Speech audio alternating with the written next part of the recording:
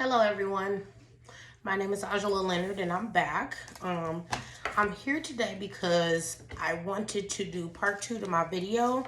The first part, I initially talked about the instruments that I received in my kit via my school, Herzing University.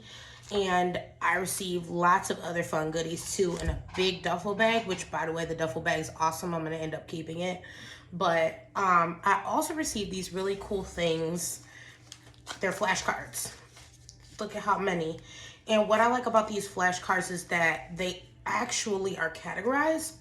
So you want to try to be careful to keep them kind of together so you know what part they're used in. Like some of them are labeled surgical instruments used for robotic assist, surgical instruments used for ortho. So I want to try to keep these flashcards together. It would have been cool if they would have had like little hole punches. That way you could put a ring on it. I don't know.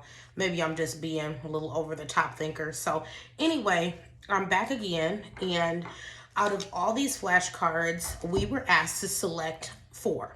However, I selected a couple more because some of them got me curious. So we're supposed to read the card and then show you the picture of it and answer the questions. So on this card, it's asking me, what is the name of this instrument? Okay, so I'm gonna take a wild guess. And like I said before, I've been doing sterile processing for about 4 years. So I should know this one. Before I did sterile processing, I worked at a nursing home. So this instrument is called a Yankauer. I hope I'm saying it right. And what this instrument does is it suctions. I've never, until I started in the hospital field, seen a metal. Every Yankauer I ever encountered in the nursing home was disposable. And the reason why is because they were often used for patients with a trach, with a hole in their throat. They would suction out some of that mucus along that builds up inside of the trach. So let's flip it over and see if I was right. Am I right? Am I right? Yankauer suction tip. Okay, so I wasn't technical. So Yankauer suction tip is the technical name for this exact instrument. It's pretty straightforward. I think it's kind of weird how they make them metal versus sticking to them being just disposable, only because the tip is so small and I could foresee lots of mucus and really nasty things getting stuck in there. And even though you're putting in the Prolistica water mix, would it ever really break it all down? Because if you unscrew that part, and some of them are not unscrewable. So that's my other concern. How do you get that brush in there to get everything out? So I don't know if I would necessarily be comfortable with this one, but you know, they use it in surgery. I don't see it a lot at the hospital I'm at. Okay, so moving on. So we have our next instrument right here. And the question it's asking is, what are the names of these instruments? Well, to me, they look like Russian forceps.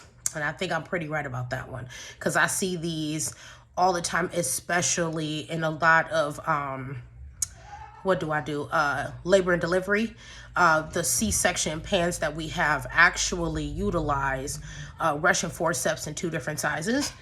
Another question is, what type of tissue anatomy are these instruments used on? Well, one of the tissues I'm gonna say it's used on is probably layers of the skin. I'm guessing. I'm not looking at the back, guys, because on the back is the answer. So I'm trying to really do this by my brain, but because they are used a lot in some of the GYN pans that I've seen, I'm gonna guess what type of tissue anatomy are those instruments used on? Muscle, fine skin. So let's flip it over and see the answer. Okay, so the answer says, I was right, Russian tissue forcep. So let's point that out. And the answer is, what type of tissue anatomy on these instruments? Often used to remove small bone fragments and small specimen samples. So you can say I was kind of in the ballpark. I just didn't talk about the bone fragments, because that I didn't know. So I learned something new. What's interesting about Russian forceps is how they similarly look to the Singly without the hole, the singly forceps, those are also cervical used forceps. So I found that to be interesting how similar they look to the singly forceps, which are really, really long, about this long, again, because they're used for any type of GYN or OB procedure. So I just wanted to just show you guys that. Russian forceps. All right, so next we have one of my most interesting cards that I picked up, and it is this guy. Now, I've seen these in general rectal trays, so I already know it's a rectal instrument. They call it in surgery a butt plug. I don't like to always use that. They also call this one a butt plug. They call this one like the Ansler or the Pratt, one of the two. But I picked both of these because they kind of go hand in hand. And in the general rectal set, they're pretty much used together. I believe this is something that spreads. So I'm going to say, and it looks speculum. Most speculums have something that you're able to retract and has a screw on the side, just like regular vaginal speculums. This kind of has that similar look. So it's asking me, what is the name of this instrument? I'm going to say an anal speculum. What do you guys think? What is the common procedure this instrument is used on? And I think I answered that, which is a general rectal. Any type of rectal procedure, I believe this will be used on. So let's see what the blue says. Okay, so the blue says anal speculum, rectal speculum. So I was right. And then the common procedure the instrument is used on, hemorrhoids, hemorrhoidectomy, which is the removal of hemorrhoids, and anal fistula repair procedures. Now, I'll have to go deeper and understand what fistula is, but I know what anal is. This might mean something like a rip, an anal tear, somewhere the deeper layer of the skin, there was a tear that happened. So I'll get more into that. But this piqued my interest quite a bit because it's different. I mean, a lot of people don't like to talk about anal instruments, but they're actually pretty cool. They do quite a bit. Okay, so we already talked about this. I believe this is what they typically call a butt plug. So it's asking, what are the names of these instruments? And I'm going to say this is like an anal plug. I don't know the technical name. I've heard Ansler, I've heard Pratt, I've heard those names before, but let's see what the technical name is. Okay, so the blue says it's another anal speculum. Now see, that's weird because you got this, which is a speculum. It literally is a speculum because look, it's got the self-retaining, it retracts, it opens something. This kind of just widens. So that baffles me. I wonder why they named both of these instruments the same thing. That's different. So, interesting. Okay, so the next one we're going to talk about are these guys. Now, I don't always work with, see, I cheated. I looked down, y'all. I cheated. But I didn't look at what they were. So, but I don't really see these too often. I used to see them in, I think, neuro procedures, I want to say. But let's read the question for it. What are the names of these instruments? These are called, and they come in a set, they're called Garrett dilators. And I believe the tips are the sizes of how far and how wide they want something to dilate.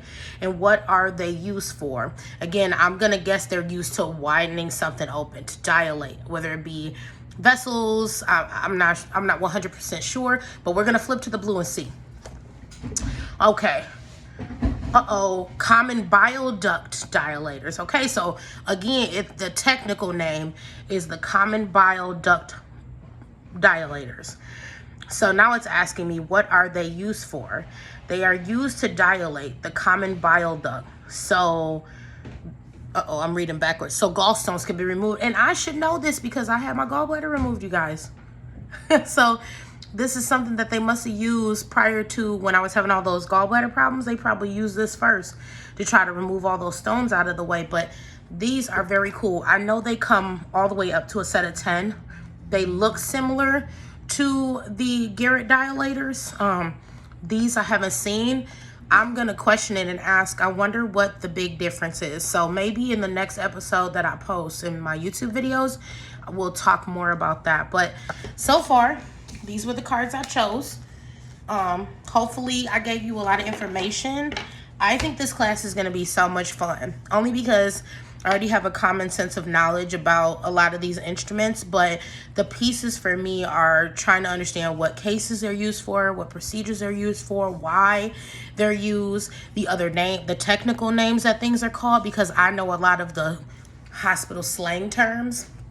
So I'm just looking forward to putting all the pieces of sterile processing into this together and just gaining more knowledge and understanding in surgery what they're used for and what procedure they would benefit. So, or if they have multi-purpose use. So thank you so much for tuning in. Hopefully I informed you. Hopefully you learned something.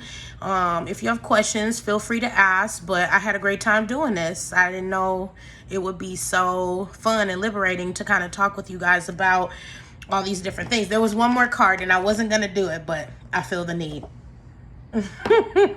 They have so many names for these things, guys. They are called the sponge stick forceps, ring forceps, and according to the back of this card, a Forster and a Pro-Bang. Those are two things I didn't know. So I guess at the end of this, I'm gonna ask, why would it be called a Forster or a Pro-Bang? I wonder what the difference is between those two names, sponge stick and ring, having difference. What is different about it? I mean, do they all serve the same purpose is my biggest question. So thank you for tuning in. Again, my name is Angela Leonard and I am taking surgical instrumentation this semester, and feel free to leave comments and chat about whatever I talked about below. If you have any questions, I'm here. Thank you.